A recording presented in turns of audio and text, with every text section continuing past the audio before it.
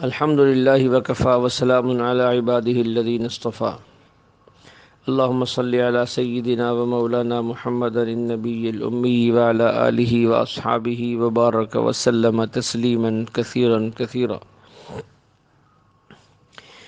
حضرت یوسف علیہ السلام عزیز مصر کے گھر میں پلنے لگے اور بڑھنے لگے اور جوان ہونے لگے۔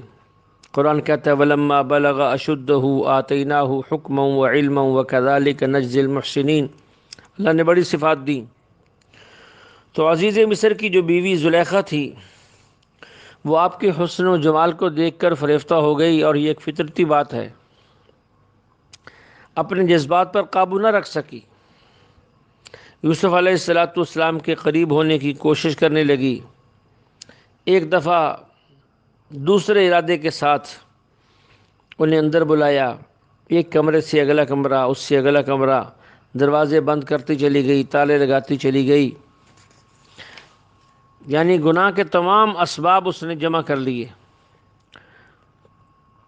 خود اپنی طرف سے خواہش اور کسی غیر کے آنے جانے کے سب راستے بند، جوانی بھرپور، قوت کا زمانہ اور مد مقابل جوان خوبصورت، مگر اللہ تعالیٰ نے حضرت یوسف علیہ السلام کی حفاظت کی، انہیں مکمل طور پہ یہاں سے بچایا۔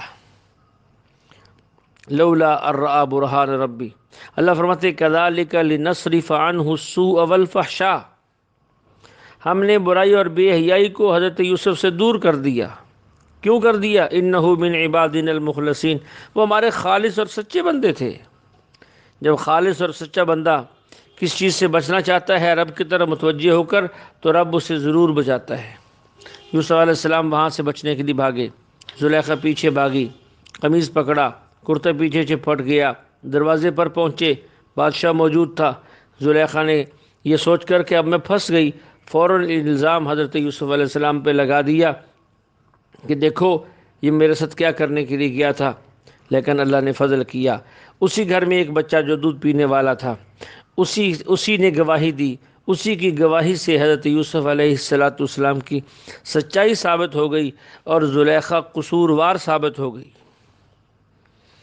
تو عزیز مصر بادشاہ بھی سمجھدار تھا، اس نے کہا یوسف اعرض عن ھذا، اے یوسف اس قصے کو چھوڑ، بس تغفری لذنبک، اور اس کے لیے آپ استغفار کریں، اس کے لیے اس کو معاف کر دیں۔ اور اپنی بیوی کو مخاطب کرتے ہوئے کہا انکی کنتی من الخاطئین، یہ جرم تیرا ہے، اس کا نہیں ہے، یہ بچہ بول کے بتا رہا ہے۔ تو اللہ نے حفاظت کی۔ لیکن انسان گناہ سے بچ بھی جاتا ہے، اللہ بچا بھی لیتے ہیں، اللہ ہی بچاتے ہیں، لیکن لوگوں کی زبانوں سے بچنا بہت مشکل ہوتا ہے۔ مصر کی عورتوں نے طعنہ دینا شروع کیا کہ بادشاہ کی عجیب بیوی ہے، اپنے ایک ملازم پہ، ایک غلام پر فریفتہ ہو گئی، اسے دل دے بیٹھی۔ قرآن نے اس کو بھی ذکر کیا ہے، وقال نسوة في المدينة امرأة العزيز تراود فتاها عن نفسي قد شغفها حبا إنا لنراها في ضلال مبين۔ جب یہ بات سنی تو بادشاہ کی بیوی نے شہر کی ان عورتوں کو دعوت دی، گھر بلایا، دسترخوان لگایا، پھل رکھے اور چھریاں رکھیں۔ جب وہ سب پھل لے کر کاٹنے کے لیے کھانے کے لیے تیار ہوئیں تو زلیخا نے حضرت یوسف علیہ السلام کو بلایا آواز دے کر کہ ادھر آئیں۔ جب وہ وہاں سے گزرے یا اس مجلس اور محفل میں داخل ہوئے جہاں وہ عورتیں تھیں، جب ان کی نظر حضرت یوسف علیہ السلام کی حسن و جمال پر پڑی تو ایسی محو ہو گئیں اور ایسی ان کی مبہوت حالت ہو گئی کہ پھل کاٹنے کی بجائے انہوں نے اپنی انگلیاں کاٹ لیں۔ پھل کاٹنے کی بجائے انگلیاں کاٹ لیں۔ اللہ کہتے ہیں وَآتَتْ كُلَّ وَاحِدَةٍ مِّنْهُنَّ سِكِّينًا وَقَالَتِ اخْرُجْ عَلَيْهِنْ فَلَمَّا رَأَيْنَهُ أَكْبَرْنَهُ وَقَطَّعْنَ أَيْدِيَهُنَّ وَقُلْنَ حَاشَ لِلَّهِ مَا هَٰذَا بَشَرًا إِنْ هَٰذَا إِلَّا مَلَكٌ كَرِيمٌ۔ وہ بیک زبان کہنے لگی یہ انسان نہیں ہے، یہ تو فرشتہ ہے۔ جب یہ بات سنی زلیخا نے تو زلیخا کو جواب دینے کا موقع ملا، کہنے لگی فَذَلِكُنَّ الَّذِي لُمْتُنَّنِي فِيهِ، اور تم میرے بارے میں باتیں کرتی تھی، اس کے بارے میں میرے پاس رہتے ہو تو اس کو سال ہا سال گزر گئے اور تم نے پہلی نظر دیکھا اور ہاتھ کاٹ لیے. میرے اوپر تانے لگاتی تھی اور میرے اوپر جو ہے وہ جملے کستی تھی اور تم پہلی نظر بھی اس کو برداشت نہیں کر سکی.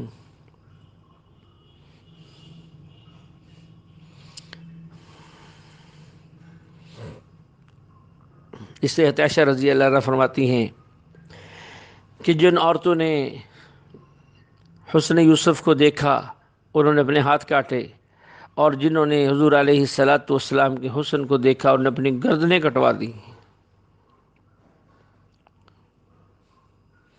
اس کے بعد انہوں نے مشورہ کیا. اب زلیخا نے اپنی عزت بچانے کے لیے ایک اور بات کہی. اس نے کہا دیکھو اس نے میری بات نہیں مانی، اب اگر یہ آئندہ میری بات نہیں مانے گا تو میں کیا کروں گی؟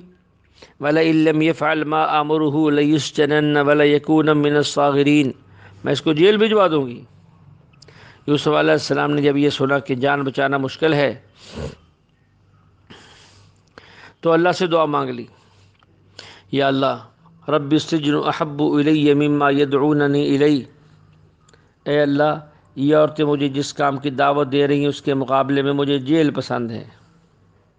تو اللہ نے ان کی یہ دعا قبول کی اور عورتوں سے اللہ نے حفاظت فرمائی. یوسف علیہ السلام جیل چلے گئے. حضور علیہ الصلاۃ والسلام کا فرمان ہے اگر یوسف علیہ السلام اس وقت عافیت مانگ لیتے تو جیل سے بھی بچ جاتے، ان سے بھی بچ جاتے. اس لیے جیسے میں نے ابھی عرض کیا ہے ہر مشکل میں اللہ سے عافیت مانگنی. یا اللہ عافیت فرما، یا اللہ عافیت فرما، یا اللہ عافیت عطا فرما. عافیت مانگتے رہیں، ہم عافیت اللہ سے مانگتے رہیں. عافیت مانگنے میں ہی خیر ہے. اللہ ہمیں جو ہے عمل کی توفیق عطا فرمائے. وآخر دعوانا ان الحمد للہ رب العالمین.